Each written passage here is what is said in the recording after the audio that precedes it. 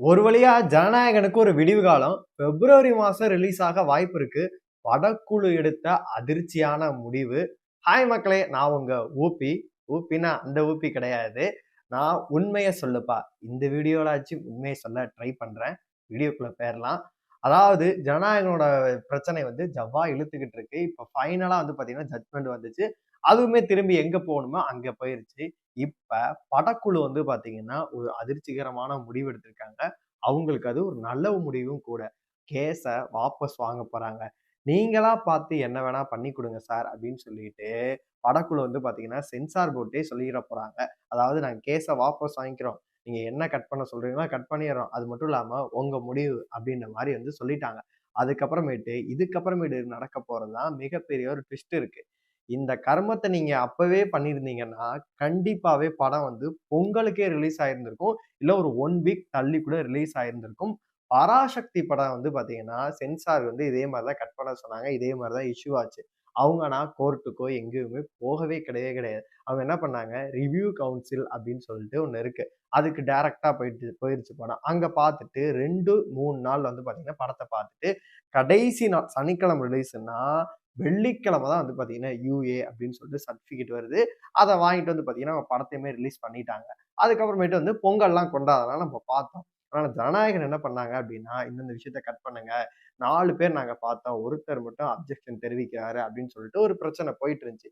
இவங்க என்ன பண்ணாங்கன்னா, நாங்க கோர்ட்டுக்கு போயிட்டு நாங்க ஜஸ்டிஸ் வாங்குறோம். இந்த படம் தடைகளை தகர்த்து ரிலீஸ் ஆக போதும் அப்படின்ற மாரி. ஏன்னா தளபதிக்கு இது ஒரு பெரிய விஷயமே கிடையாது. எல்லா படமும் இந்த மாரி சர்ச்சையாகும். கடைசி நேரத்துல ரிலீஸ் ஆகும் அப்படின்னு சொல்லிட்டு பழைய படங்களுக்கு நடக்கிற மாரியே நடக்கும் அப்படின்னு சொல்லிட்டு அவங்க எதிர்பார்த்தாங்க. ஆனா நடந்தது தான் ட்விஸ்ட்டு. இவங்களுக்கு அகைன்ஸ்டாவே பாத்தீங்கன்னா, கேஸ் ஜவ்வா இழுத்துக்கிட்டு இருக்கு. இப்ப படக்குழு பார்த்தாங்க. இதுக்கு மேல நம்மளால போராட முடியாது. அதனால சென்சார் போர்டே எது வேணா பண்ணிக்கட்டும் அப்படின்ற மாரி பாத்தீங்கன்னா, கேஸ் வாபஸ் வாங்குற நிலைமையில இருக்காங்க. அவங்களா பார்த்து என்னதோ பண்றது தான். இப்ப அவங்க என்ன பண்ணுவாங்க, டைரக்ட்டா ரிவ்யூ கவுன்சில் போகும். ஆல்மோஸ்ட் பாத்தீங்கன்னா, 3 நாள்லயும் கிடைக்கலாம். இல்ல 1 வீக்குக்குள்ள பாத்தீங்கன்னா, இந்த படத்துக்கு சென்சார் கிடைக்கிறதுக்கான வாய்ப்புகளும் இருக்கு. அப்புறம் என்னப்பா தளபதி ஃபேன்ஸ் எல்லாம் வெடிய போட்டு கொண்டாடுங்கன்னு நினைக்கலாம். ஆனா இப்படி ஒரு தகவல்கள் தான் போயிட்டு இருக்கு. ஆனா இது எந்த அளவு உண்மைன்னு சொல்லிட்டு நம்மளுக்கு தெரியவே இல்ல. வழக்கம் போல இதுவும் உருட்டா இருந்துச்சு அப்படின்னா இல்ல. ஆனா நம்மளுக்கு கன்ஃபார்மா சொல்றது என்ன அப்படின்னா, இதுக்கு மேல படக்குழு பாத்தீங்கன்னா, இதுக்கு மேல இறங்கறதுக்கான வாய்ப்பு இல்ல. கேஸ வாபஸ் தான் வாங்க போறாங்க. அதனால மேபி சென்சார் குழுவே பார்த்து இதுக்கு சென்சார் பண்ணிருவாங்க அப்படின்ற மாரி தான். யுஏ வரதுக்கான வாய்ப்பு இருக்கு அப்படின்ற மாரி சொல்றாங்க. அது மட்டும் இல்லாம ராணுவ குறியீடுகளும் பயன்படுத்தப்பட்டிருக்கு. மத ரீதியாவும் இருக்கு அப்படின்ற மாரிலாம் சொல்றாங்க. அந்த சொன்ன கட்ஸ் எல்லாத்தையுமே கட் பண்ணிட்டாங்க அப்படின்னா, கண்டிப்பாவே பாத்தீங்கன்னா, 1 வீக்ல ரிலீஸ் ஆயிரும். இவ்வளோ நாள் இந்த படம் ரிலீஸ் ஆகுமா? ஆகாதான்னு சொல்லிட்டு நெறைய படத்த வெயிட் பண்ணி நின்னுகிட்டு இருந்தாங்க. இப்ப அந்த எல்லா படமும் இந்த படத்தோட சென்சாரே ஆகாது. இது கோர்ட் கேஸ் தள்ளி போயிட்டே இருக்கு. ஆனா நம்மல்லாம் துண்ட போட்டு வைப்போம்ன்னு சொல்லிட்டு, பிப்ரவரி மாசம் நெறையா படத்த துண்டு போட்டு வச்சிருந்தாங்க.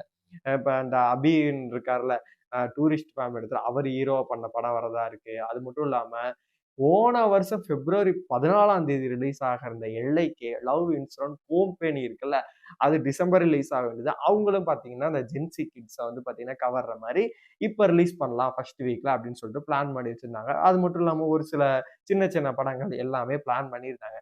இப்ப எல்லாருக்கும் ஒரு வெடிய போடுற மாரி பார்த்தீங்கன்னா, இப்ப ஜனநாயகன் படம் ரிலீஸ் ஆக போகுது அப்படின்னு சொன்னா, திரும்பியுமே எல்லாரும் பேக் அடிக்கிற மாரி இருக்கும்.